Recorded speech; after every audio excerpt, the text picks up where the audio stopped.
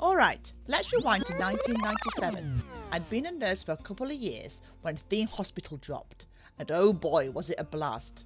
This game had me hooked, running a hospital, dealing with ridiculous diseases and trying to keep patients alive.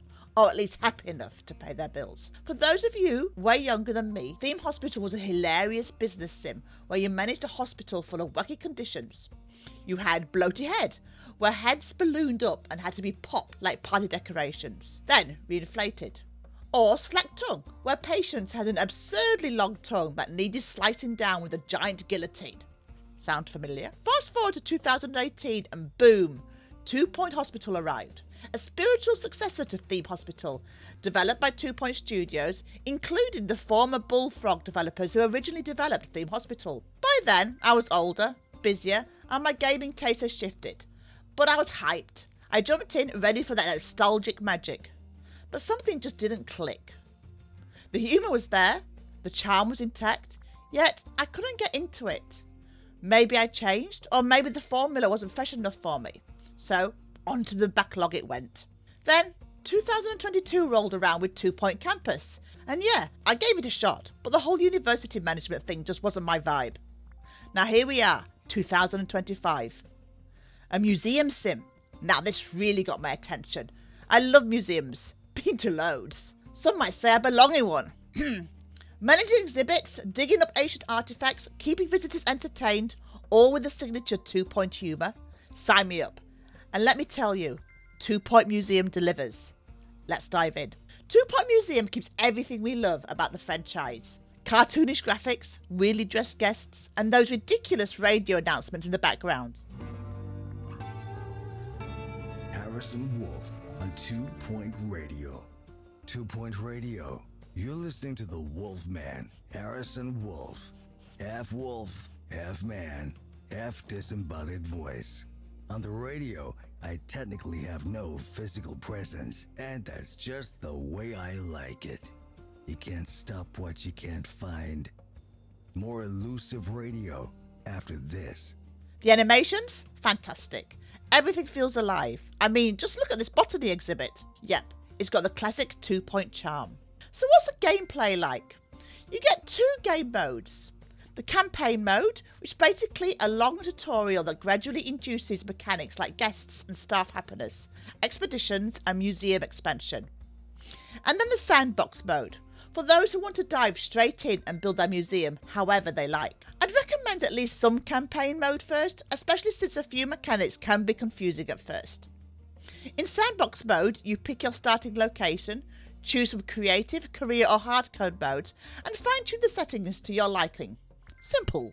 The core of the game involves expeditions. Unlike 2 Point Hospital or Campus where you manage existing resources, here you go out and find your exhibits. Early on, you unlock a helicopter to send expeditions to different locations. Each site has unique artifacts, prehistoric bones, ancient relics, weird plants, you name it. We even have aquariums. But expeditions cost money, take time, and come with risks. For example, here's Carrion Trail. It needs 2 prehistory experts and takes 32 in-game days, costing 9,000. Survey level is 3, as I have done a few expeditions already to Carrion Trail, giving me a maximum quality chance for an exhibit as pristine. Nice. More bars. See the event list? Sandstorms, quicksand, lost? Yep. It's not just simple dig and done. The green tent icon signifies survey skills. Having a trained member of staff on the expedition with these skills will counteract the sandstorm, meaning no chance of helicopter damage. And if your crew has enough skill points, you can avoid some hazards altogether. Took me ages to figure that one out. Different seasons and expedition types, speedy, safe and detailed, also affect risks, so planning matters. But there's much more than just the exhibits. Management plays a big part. Now you might think, just throw some fossils in a room and call it a day. But nope. Your museum lives and dies by buzz and knowledge. Guests want cool exhibits that are well maintained, informative and engaging. A rare, well-decorated display gets people talking, earns better reviews and brings in donations. But if your museum sucks, no visitors, no money, and well... Money management is huge, just like 2 Point Hospital, Balancing staff wages, expansion costs and exhibit budget is key. Staff need training, exhibits need maintenance, and let's not forget the occasional guest might get turned into a clown or eaten by a plant. Oops. The customization and creativity in 2 Point Museum is a bit frustrating at times. Deleting parts could be infuriating. Sometimes you'd erase way more than you meant to. I really wish there was an undo button. That said, there's a solid selection of decor items for exhibits, wallpaper and floor patterns to mess around with. Placing and deleting walls is straightforward, but I really wish we had curved walls or stairs. And sometimes items just would not fit where I wanted them to. And certain decor can be further altered by changing their appearance or colour. Let your imagination wander.